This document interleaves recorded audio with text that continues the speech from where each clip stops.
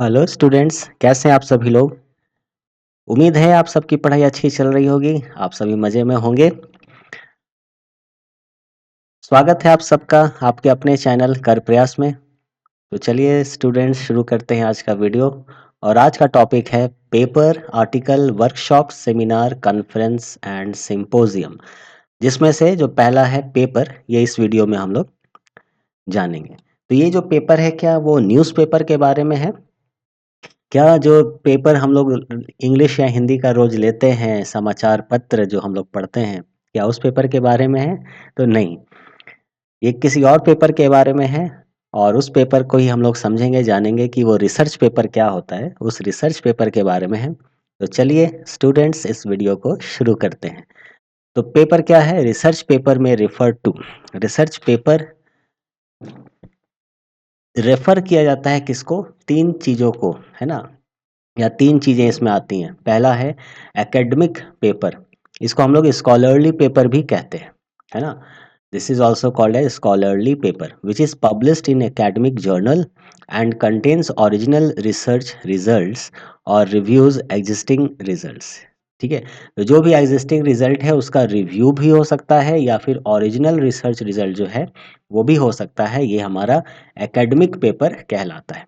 जो दूसरा होता है वो होता है term paper, written by college student. College student कुछ टर्म पेपर भी लिखते हैं, तो वो भी हमारा पेपर में आता है। जो थर्ड है वो है हमारा थेसिस और डाइजर्टेशन।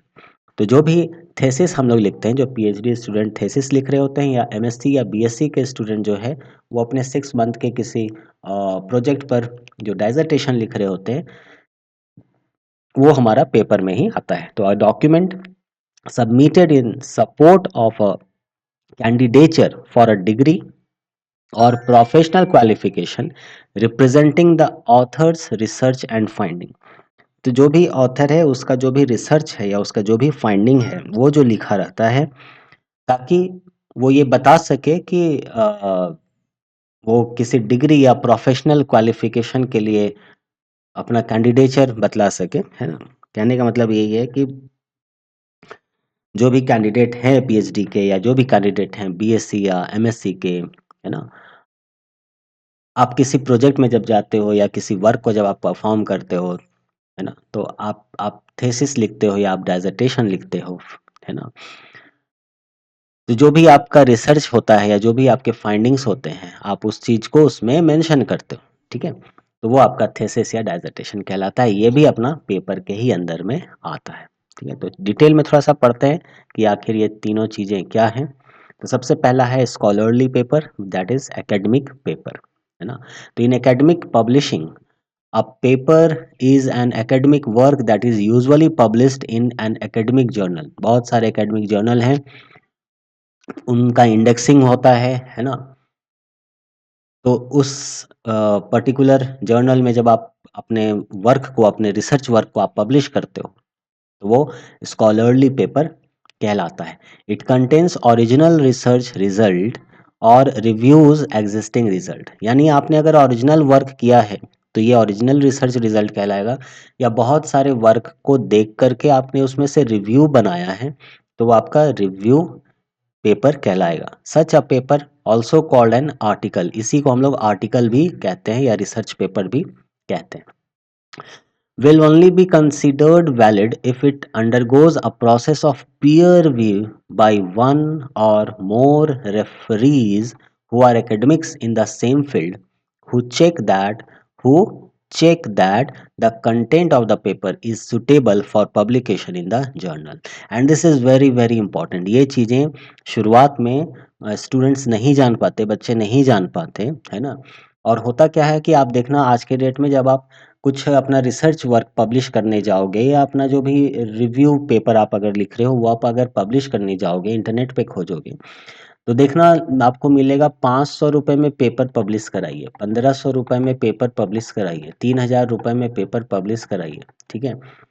और 24 घंटे के अंदर आपका पेपर पब्लिश हो जाएगा। कोई कोई बोलेगा 48 घंटे के अंदर आपका पेपर पब्लिश हो जाएगा, कोई कोई कहेगा कि 2 घंटे के अंदर आपका पेपर पब्लिश हो जाएगा, ठीक है।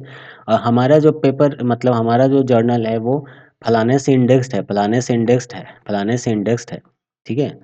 तो आप सोचो कि जो 2 घंटे में पेपर पब्लिश कर दे रहा है, जो 24 घंटे में पेपर पब्लिश कर दे रहा है, जो 48 घंटे में पेपर पब्लिश कर दे रहा है, चाहे वो 500 ले, 1500 ले, 3000 ले, चाहे 7000 ले ले, उसने पीयर रिव्यू का जो प्रोसेस है इसको तो नहीं फॉलो किया। क्योंकि पीयर रिव्यू के प्रोसेस में क्या होता है कि जब आप अपना पेपर कहीं पर देते हो या किसी जर्नल को जब आप भेजते हो, तो वो जर्नल क्या करता है, वो पहले देखेगा कि उस जर्नल के अकॉर्डिंगली आपका पेपर है या नहीं। जैसे मान लो आपने पेपर बनाया है, वो पेपर है आपका बोन से रिलेटेड, आपने कुछ वर्क किया है और आप पेपर भेज रहे हो जिस जर्नल में, वो जर्नल है आपका बिजनेस रिलेटेड, है ना? तो बिजनेस रिलेटेड वाला जो जर्नल है वो बोन रिलेटेड, बोन जो है वो आपका मेडिसिनल फील्ड का बात हो गया, तो वो कैसे पब्लिश कर देगा? तो उसके रूल में नहीं है, तो वो पहले ही आपको रिजेक्ट कर देगा, बोलेगा I am really very sorry, हमारा जो जर्नल है वो बिजनेस रिलेटेड है, आप जो है अपने लाइफ साइंस से रिलेटेड जो जर्नल है उस पर आप अपना पब्लिश कराइए। ठीक है, तो पहला बात तो ये हो गया। अब मान लो आपने किसी लाइफ साइंस के जर्नल में, मान लो आपने पबमेड में, है ना, आपने पबमेड में, पबमेड इंडेक्सिंग कोई जो जर्नल है लाइफ साइंस का, आपने उसमें उसको भेजा, अब वो एक्सेप्ट कर लिया। ठीक है, एक्सेप्ट कर लिया तो अब क्या होगा, वो पीयर रिव्यू के लिए जाएगा, पीयर रिव्यू के लिए जाएगा मतलब किसी एक रिव्यू में गया। हम्म, तो वहां पर आपके कुछ मिस्टेक्स आएंगे, होगा कि आपका ये जो फिगर है, जो आपने डायग्राम दिया है, इसका क्वालिटी सही नहीं है, या आपने जो ये रिजल्ट लाया है, ये रिजल्ट क्या सही में ऐसा है, आपने वर्क किया है या आपने खुद से लिख दिया है, इसका आप प्रूफ दीजिए, है ना? तो आप उसका प्रूफ भेजोगे। तो इस तरह से क्या होता है, फर्स्ट सेकंड थर्ड रिव्यूअर तक रिव्यू होता है, इसमें कुछ समय लगता है, जिसमें 2 महीने 4 महीने का समय लग सकता है। ठीक है, तो आप सोच के देखो कि 24 घंटे में कोई कैसे रिव्यू कर देगा, 48 घंटे में कोई कैसे रिव्यू कर देगा, और 2 घंटे में रिव्यू कर देगा, ये तो हो ही नहीं सकता।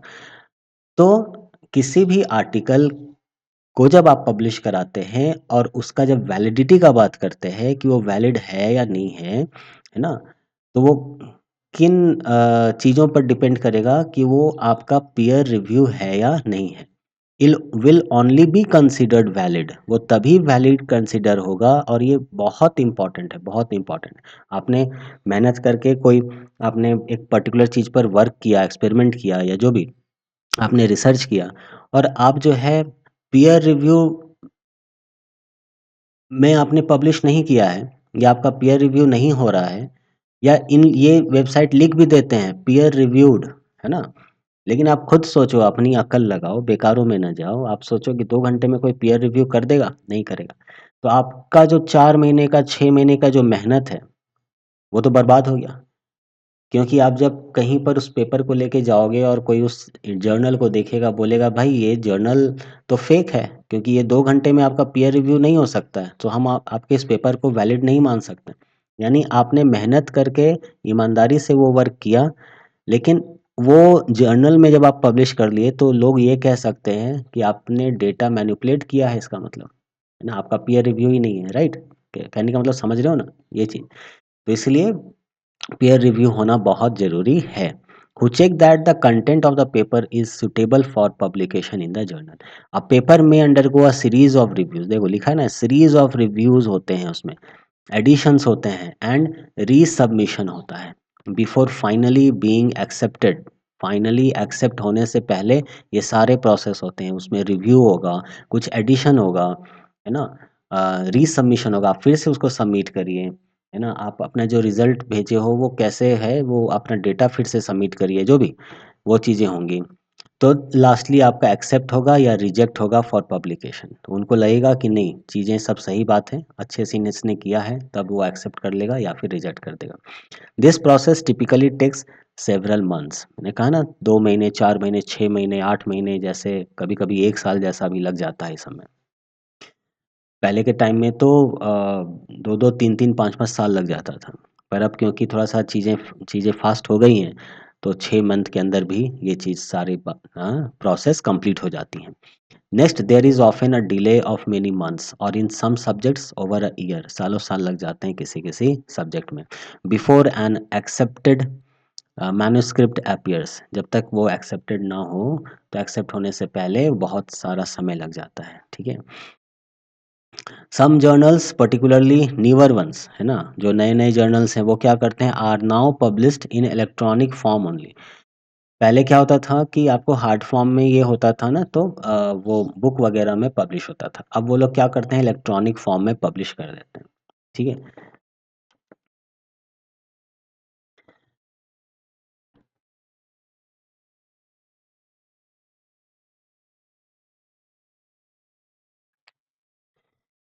ठीक है, तो इलेक्ट्रॉनिक फॉर्म में पब्लिश होता है, और इलेक्ट्रॉनिक फॉर्म में जब पब्लिश होता है तो आपको एक डीओआई मिलता है। ठीक है, डीओआई मिलता है। डीओआई का मतलब हो गया digital object identifier, this is digital object identifier. ठीक है, तो इलेक्ट्रॉनिक फॉर्म में पब्लिश हो रहा है, आपको डीओआई मिल गया। वो डीओआई आपका अ, वो लिंक है आपके पेपर तक पहुंचने का। ठीक है, तो ये चीज़ें हैं। Paper journals are now generally made available in electronic form as well, both to individual subscriber and to libraries. तो जो भी पेपर जर्नल है आजकल जो है, are now generally made available in electronic form में मिलता है। वो आपका डीओआई रहेगा, है ना, डीओआई करके जो भी नंबर है वो आपको मिल गया।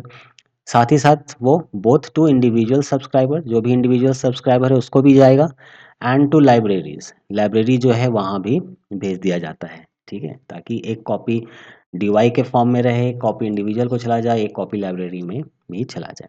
ठीक है, तो ये हुआ स्कॉलरली पेपर। जो दूसरा होता है वो होता है टर्म पेपर। अब ये टर्म पेपर क्या है, तो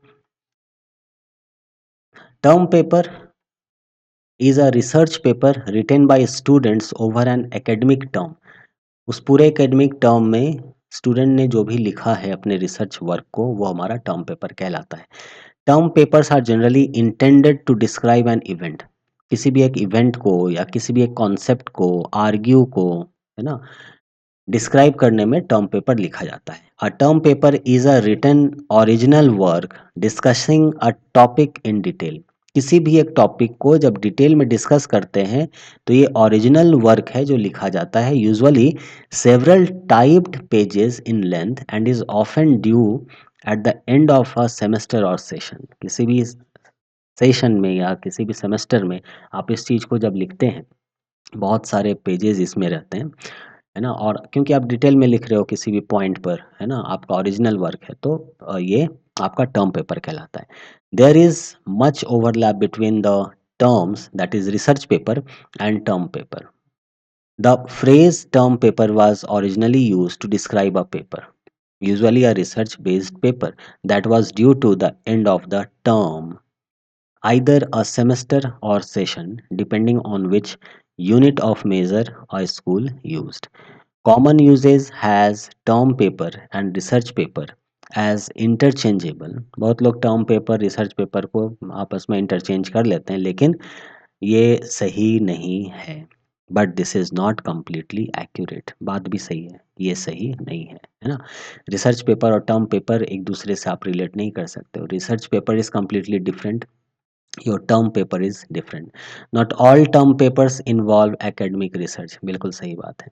जितने भी टर्म पेपर हैं, है ना, ठीक है, आप एक पर्टिकुलर एकेडमिक ईयर में आपने रिसर्च पेपर पब्लिश कर लिया, that is also your term paper, that research paper is your term paper, but all term papers are not research paper.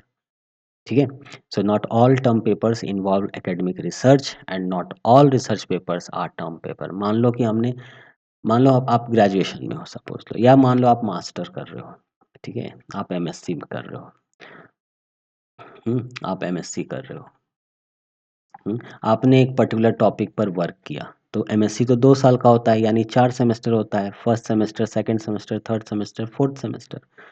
Fourth semester, third fourth semester में आपने कुछ research work किया, आपके पास data आया, है ना।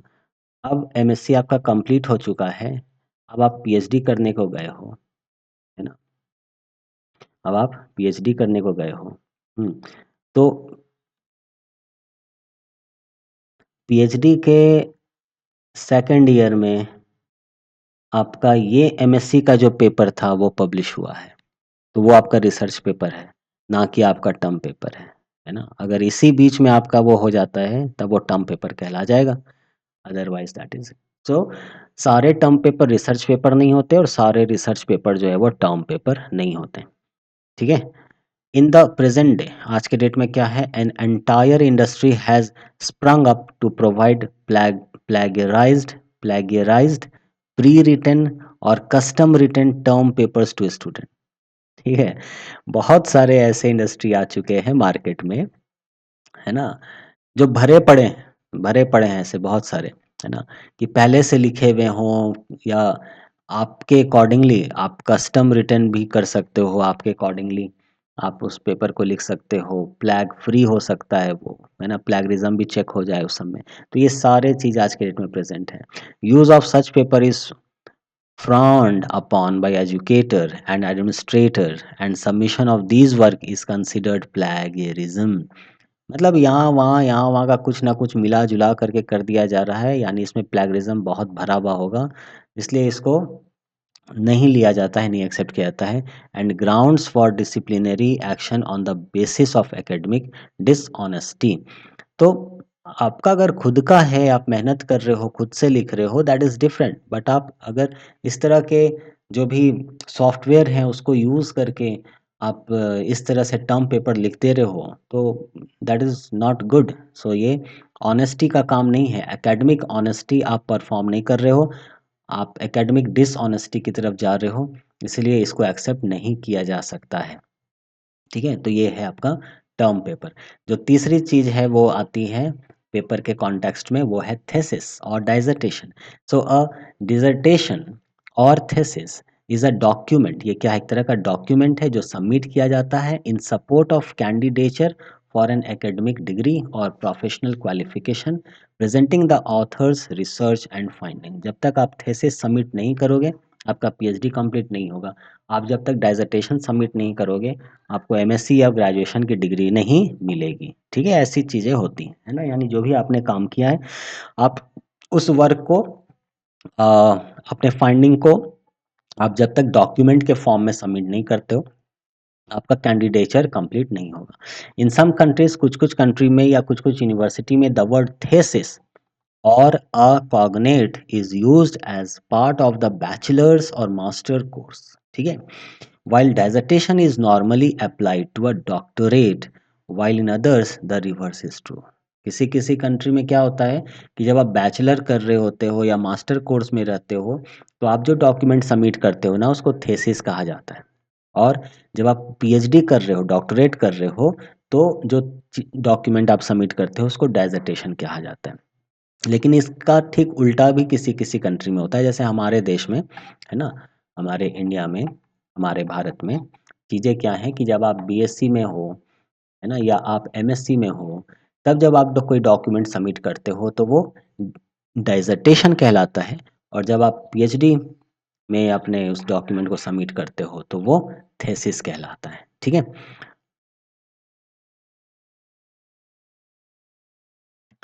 द वर्ड डाइजर्टेशन, कुछ लोग इसको डिजर्टेशन भी कहते हैं, अपना प्रोनाउंसिएशन डाइजर्टेशन, तो डाइजर्टेशन या dissertation. The word dissertation can at times be used to describe a treatise without relation to obtaining an academic degree. The term thesis is also used to refer to the general claim of an essay or similar work। कभी कभी thesis जो है वो कुछ general एसे या कुछ ऐसे ही work को करने में भी थेसिस बोल दिया जाता है, बट थेसिस बेसिकली या डाइजर्टेशन बेसिकली क्या है, एक डॉक्यूमेंट है जो आपका रिसर्च वर्क है, वो आप जब सबमिट करते हो तो जो बनता है ना, आपके डिग्री के कंप्लीशन के लिए, वो कहलाता है थेसिस या वो कहलाता है डाइजर्टेशन, ठीक है। तो इस तरह से हम लोगों ने इस वीडियो में पेपर क्या होता है, रिसर्च पेपर क्या होता है, इसके बारे में जाना। एकेडमिक पेपर क्या है, टर्म पेपर क्या है, थेसिस डाइजर्टेशन क्या है, और एकेडमिक पेपर या स्कॉलरली पेपर जो होता है वो अपने को क्या क्या स्टेप से वो आगे बढ़ता है, आज के डेट में क्या चीज़ें चल रही हैं जो एक स्टूडेंट को काफ़ी लुभावना टाइप का चीज़ प्रदान कर सकती है कि 2 घंटे में पेपर पब्लिश कराइए हमारे वेबसाइट से, मात्र 1500 रुपए में, है ना? तो अपने को क्या लगता है, कौन 6-6 महीना इंतज़ार करेगा जी? 2 घंटे में तो पेपर पब्लिश हो जा रहा है, लेकिन आप ये नहीं जानते हो कि पीयर रिव्यू जब तक नहीं होगा, तब तक वो वैलिड नहीं होगा, इसलिए बहकावों में नहीं आना चाहिए। तो ख़ैर हम लोगों ने इस पेपर के बारे में, टर्म पेपर के बारे में, थीसिस के बारे में डिटेल जाना, समझा। अगला जो अपना टॉपिक होगा वो होगा आर्टिकल, और इसके बारे में हम लोग जानेंगे ये क्या होता है। तो ये वीडियो यहीं तक, नेक्स्ट वीडियो में हम लोग मिलते हैं, तब तक पढ़ाई करते रहिए। All the very best. भाग मत कर प्रयास, भाग मत, भाग मत।